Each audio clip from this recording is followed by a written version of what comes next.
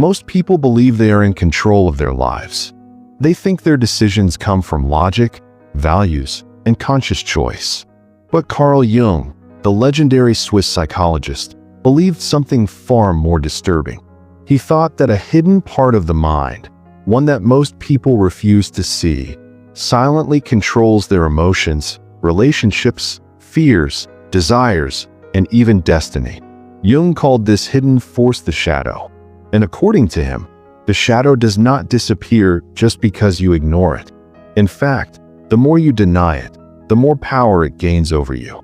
Carl Jung described the shadow as everything within us that we reject, suppress, deny, or feel ashamed of. It includes anger, jealousy, greed, selfishness, insecurity, lust, fear, and even talents and strengths that we were discouraged from expressing.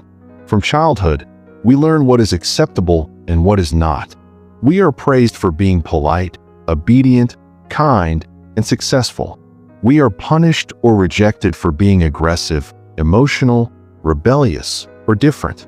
Slowly, without realizing it, we push the unacceptable parts of ourselves into the unconscious.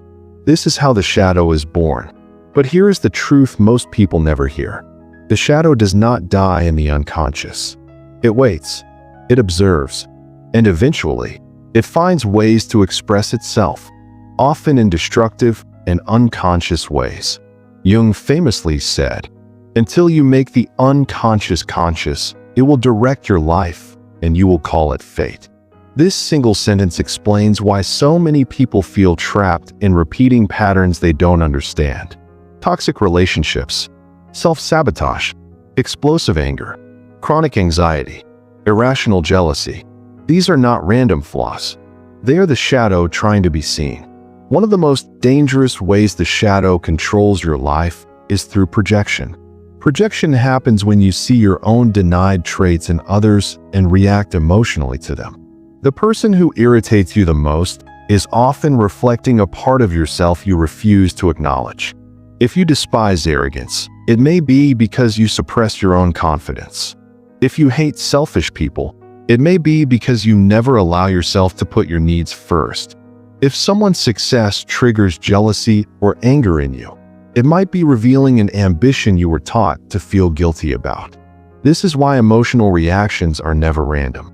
Strong emotional triggers are psychological mirrors.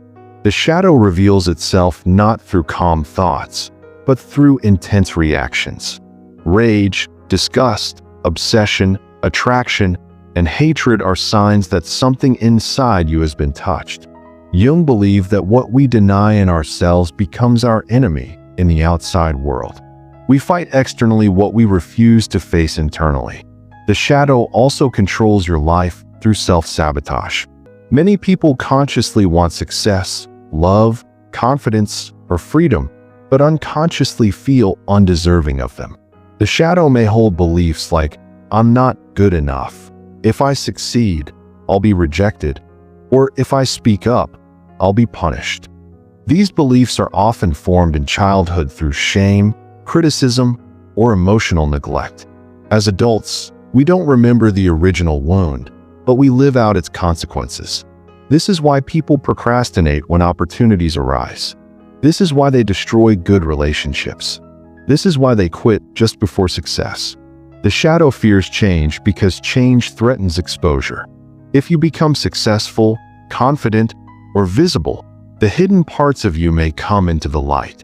And the shadow's primary goal is survival through invisibility. It would rather keep you small than risk being seen. Another way the shadow dominates your life is through compulsive behavior. Addiction, overeating, overworking, scrolling endlessly, emotional dependency, and constant distraction are not just habits. They are unconscious coping mechanisms. When the shadow is ignored, it builds psychological pressure. That pressure must be released somehow. Compulsions are the shadow's emergency exits. They provide temporary relief while keeping the real issue buried. Jung believed that modern society is particularly dangerous because it encourages shadow repression. We are told to be positive, productive, motivated, and happy. Negative emotions are treated as failures instead of signals. Anger is labeled toxic. Sadness is labeled weakness. Fear is labeled incompetence. But emotions don't disappear when you label them. They go underground. And underground emotions gain intensity. This repression creates what Jung called a split psyche. On the surface, you present a socially acceptable personality, which Jung called the persona. The persona is the mask you wear to function in society. It helps you survive socially, but it is not who you truly are. The more you identify with the persona, the stronger the shadow becomes. This creates inner conflict, exhaustion, and a feeling of emptiness. Many people feel lost not because they lack direction, but because they have abandoned half of themselves. The shadow also controls relationships in profound ways.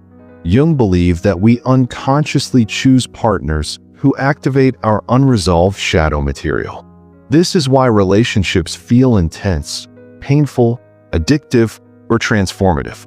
You are not just attracted to the person. You are attracted to what they awaken inside you.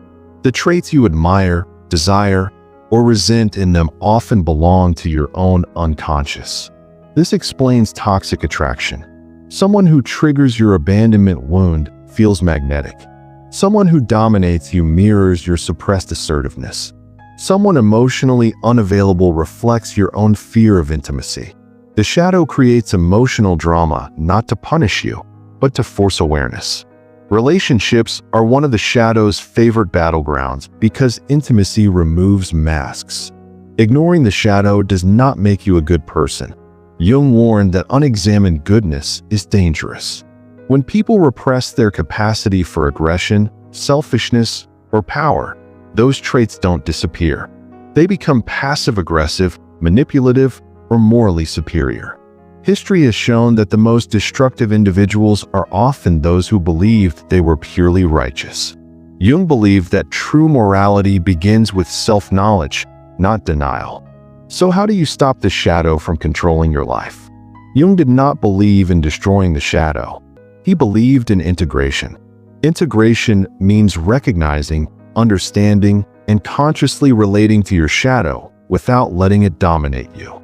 The goal is not to act out every impulse, but to reclaim ownership of your full psychological range. The first step in shadow integration is radical self-honesty. You must be willing to observe your thoughts, emotions, and reactions without judgment. When you feel jealousy, don't moralize it. Study it. Ask what it reveals about your desires. When you feel anger, don't suppress it immediately. Ask what boundary has been violated. When you feel shame, ask whose voice you are hearing. Awareness weakens the shadow's grip. The second step is owning projection. Every time you feel a strong reaction toward someone, turn the mirror inward.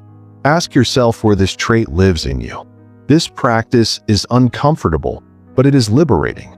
When you reclaim projection, you stop giving others unconscious power over your emotions.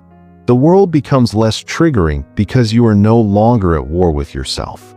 The third step is expressing the shadow consciously. This does not mean acting destructively. It means finding healthy channels for suppressed energy. Anger can become assertiveness. Desire can become creativity. Fear can become wisdom. Power can become leadership. The shadow often contains raw life force. When integrated, it becomes strength instead of chaos. Jung believed that shadow work is not a one-time process. It is a lifelong journey. The psyche evolves. New layers emerge. Integration deepens. This journey is part of what Jung called individuation, the process of becoming a whole and authentic individual. Individuation does not mean perfection. It means completeness. One of the most important truths Jung taught is that light does not come from denying darkness, but from understanding it. The shadow is not your enemy. It is the part of you that was never allowed to exist. When you listen to it instead of fighting it, your life begins to change in subtle but powerful ways. You become less reactive, more grounded, more authentic, more free. People who integrate their shadow stop blaming others for their inner chaos. They stop chasing validation. They stop living on autopilot. They develop emotional depth, psychological resilience, and a quiet confidence that cannot be faked. This is why shadow work feels threatening to the ego but liberating to the soul. In the end, the shadow only controls your life when you refuse to see it. The moment you turn toward it with awareness, it loses its power to sabotage you from the dark. It steps into the light, not as a monster, but as a misunderstood part of yourself asking to be integrated. And perhaps the most unsettling truth of all is this: the qualities you admire most in others, the confidence, creativity, intensity, depth, and power you believe you lack, they often live in your shadow, waiting for permission to exist. When you reclaim them, your life does not just improve, it transforms. Because the shadow does not want to destroy you. It wants to make you whole.